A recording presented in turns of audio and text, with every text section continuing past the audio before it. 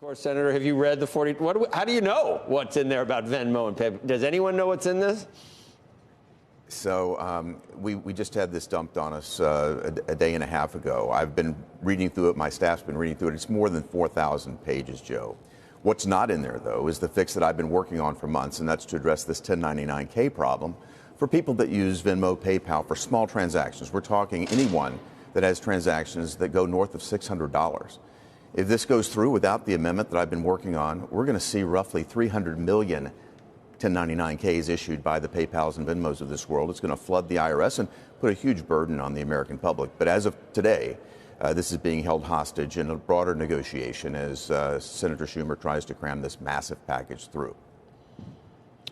The chances that this happens, I think it's going to happen. I mean, it's almost like, I don't know what you call it. It's like a immovable force moving one way, isn't it? We're not going to punt this, and that's what might be the prudent thing to do, but we've gotten used to this. We wait.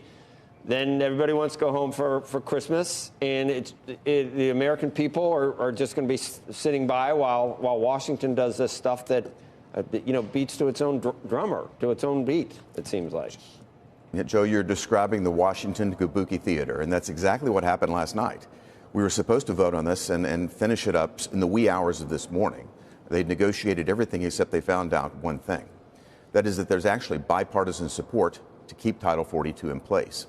There's an amendment there that would have actually passed last night, and that would have been a huge problem for Chuck Schumer and the radical left. So what they're working on right now is another Washington trick that will create a process, if you will, that will allow those Democrats that do support Title 42 and maintaining some sense of order at the border, allow them to vote for that, actually allow them to vote for funding the border wall even, voting for more funds to protect our border. They'll be able to vote for that and then turn around and vote against it. So it will fail. And then we'll go right back to what you described, Joe. And again, I think this is sickening to the American public. They're tired of seeing this come out of Washington. But I think this is exactly what this morning is setting up for, and we'll probably be here into the night again. But that's my sense, is that we'll wind up in the situation that you just described. It will pass through having another signaling vote, but not of substance. So how will Republicans say, oh, yeah, well, they gave us this, so we're going to do it? What do you think, what little window dressing you think we're going to hear?